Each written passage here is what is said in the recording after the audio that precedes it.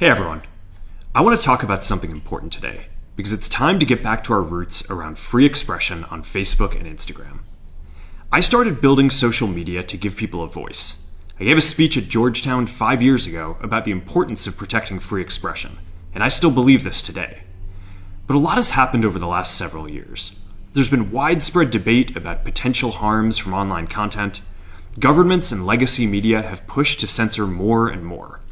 A lot of this is clearly political, but there's also a lot of legitimately bad stuff out there. Drugs, terrorism, child exploitation. These are things that we take very seriously, and I want to make sure that we handle responsibly. So we built a lot of complex systems to moderate content. But the problem with complex systems is they make mistakes. Even if they accidentally censor just 1% of posts, that's millions of people. And we've reached a point where it's just too many mistakes and too much censorship. The recent elections also feel like a cultural tipping point towards once again prioritizing speech. So we're going to get back to our roots and focus on reducing mistakes, simplifying our policies, and restoring free expression on our platforms. More specifically, here's what we're going to do. First, we're going to get rid of fact checkers and replace them with community notes similar to X, starting in the US. After Trump first got elected in 2016, the legacy media wrote non-stop about how misinformation was a threat to democracy. We tried in good faith to address those concerns without becoming the arbiters of truth. But the fact-checkers have just been too politically biased and have destroyed more trust than they've created, especially in the US. So over the next couple of months, we're going to phase in a more comprehensive community notes system. Second, we're going to simplify our content policies and get rid of a bunch of restrictions on topics like immigration and gender that are just out of touch with mainstream discourse. What started as a movement to be more inclusive has increasingly been used to shut down opinions and shut out people with different ideas, and it's gone too far. So I want to make sure that people can share their beliefs and experiences on our platforms.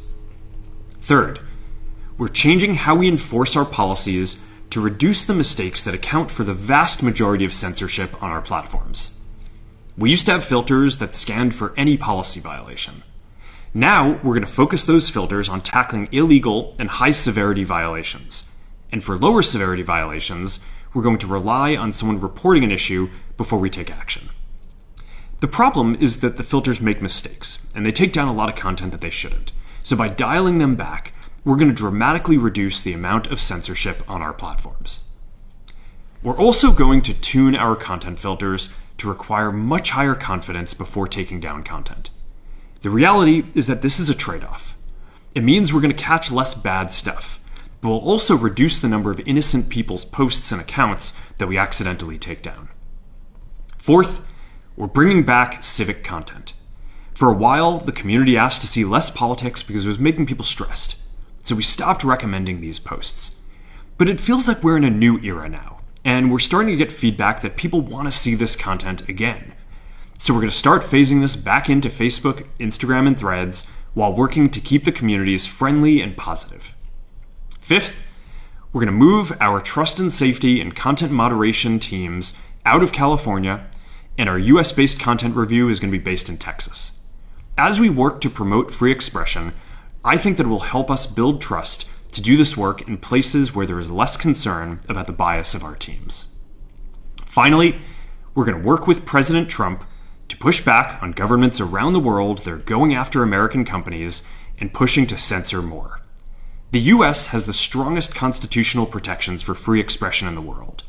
Europe has an ever-increasing number of laws institutionalizing censorship and making it difficult to build anything innovative there. Latin American countries have secret courts that can order companies to quietly take things down.